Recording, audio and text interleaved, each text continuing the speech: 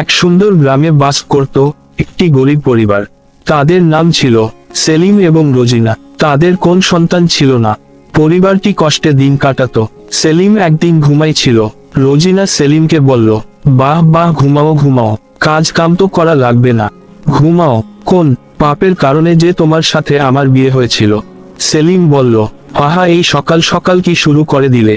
একটু শান্তি মতো কি একটু ঘুমাতেও দিবা না নাকি?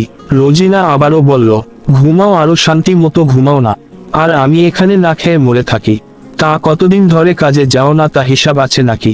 সেলিম বলল, কাজ পেলে তো কাজে যাব, কাজ যদি না পাই তাহলে কাজে যাব কোথা থেকে? আর বাজারে যা একটা অবস্থা, বর্তমানে বাজারে তো কোনো কাজই পাওয়া যায় না। রোজিনা আবারও বলল, আমি অত কিছু বুঝি না, যদি কালকেও কোন কাজ না করে বাসায় ফেরো, তাহলে বলে রাখি আমি আর এই বাসায় থাকবো না, আমি আমার বাবার বাড়ি চলে যাব। এইসব কথা শুনে রাগ করে ঘর থেকে বের হয়ে গেল সেলিম একটি কাজের খোঁজে। আর মনে মনে বলল, কাজ না পেলে বাবার বাড়ি চলে যাব। মনে হয় কাজ পাওয়া এত সোজা কথা? অভাবের বাজার, কত লোক বেকার বইসা আছে, তাদের মধ্যে আমি কাজ পাবো কোথা থেকে? কিছুক্ষণ পর একটি দোকানে গেল, তাকে জিজ্ঞাসা করলো, মহাজন, আপনার এখানে কি কোন কাজের লোক লাগবে? মহাজন বলল, না না, আমার এখানে যথেষ্ট লোক আছে, বাড়তি ভাবে কোন লোকের প্রয়োজন নেই।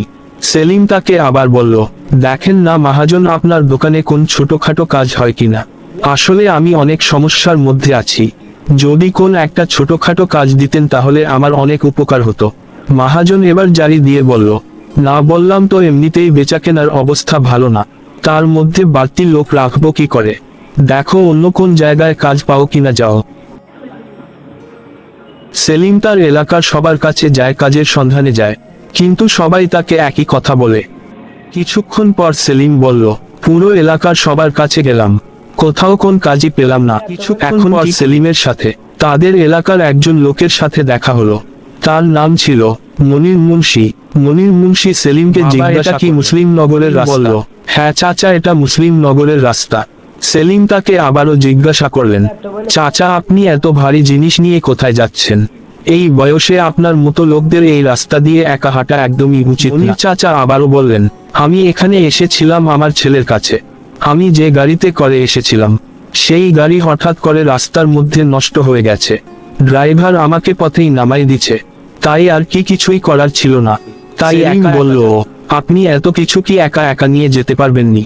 এক কাজ করুন, আপনি কিছু জিনিস আমার কাছে দিন, আমি আপনাকে আপনার গন্তব্য পর্যন্ত পৌঁছাই। চাচা বললেন, না না বাবা, তোমার এত কষ্ট করা লাগবে না, আমি যেতে পারবো। বললেন, আরে চাচা, আপনি কি যে বলেন, এতে আবার আমার কিসের কষ্ট?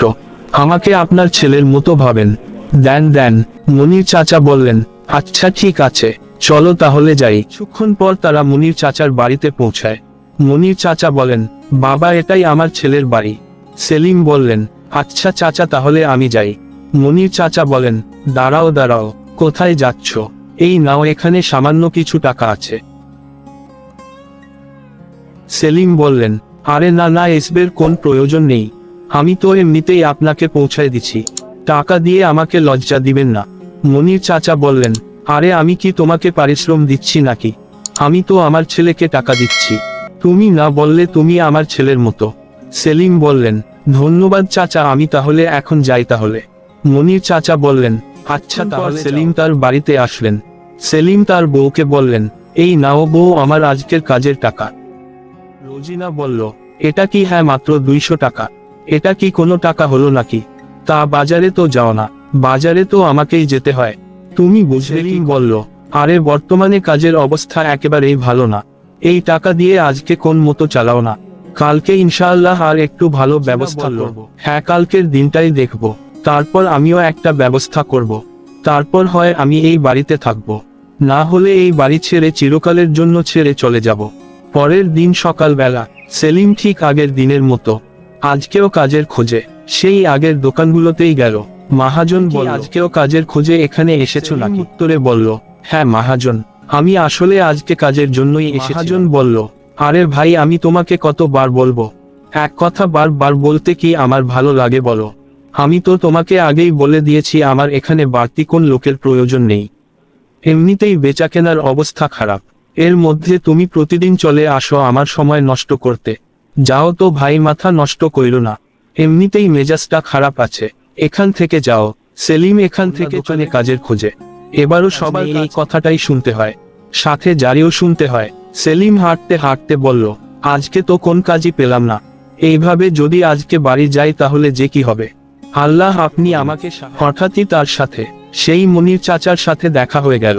মনির চাচা, অবস্থা বাবা, তোমার মন খারাপ কেন? চাচা আপনি, তেমন কিছু না, এমনি এখান থেকে যাচ্ছি। চাচা বলল, না না না, কিছু তো একটা হয়েছে নিশ্চয়ই, নাইলে তোমার মন খারাপ কেন? বলল, আসলে চাচা, গত কিছুদিন ধরে আমি একদম বেকার, বর্তমানে কাজের অবস্থাও ভালো না, সহজে কোন কাজও পাওয়া যাচ্ছে না, এই নিয়ে ঘরের ভিতরে প্রচুর ঝগড়া চলছে, তাই একটু মন খারাপ। চাচা বলল, আরে এই ব্যাপার বাবা, তুমি আমাকে গতকাল বললেই তো পারতে, আমি এদিক দিয়ে আমার বাড়ির দারোয়ান খুঁজছি, তোমার মতো বিশ্বাস তো লোটা উপকার হতো, বাড়ির মধ্যে তো আর আবার সবাইকে কাজে রাখা যায় না, তোমার মতো একজন বিশ্বাস্ত এবং সৎ লোক আমি খুঁজছিলাম, বাবা তুমি কি দারোয়ানের কাজ করতে? সেলিম বলল, হ্যাঁ চাচা, আল্লাহর রহমতে আমি সব কাজ করতে পারবো। চাচা বললেন, তাহলে বাবা তুমি কাল থেকে আমাদের বাড়িতে কাজ করা শুরু করো, আমি আমার ছেলেকে বলে কালকে তোমাকে 6,000 টাকা অগ্রিম দিয়ে দিতে। সেলিম বলল, ধন্যবাদ চাচা, আপনাকে যে আমি কিভাবে ধন্যবাদ জানাবো,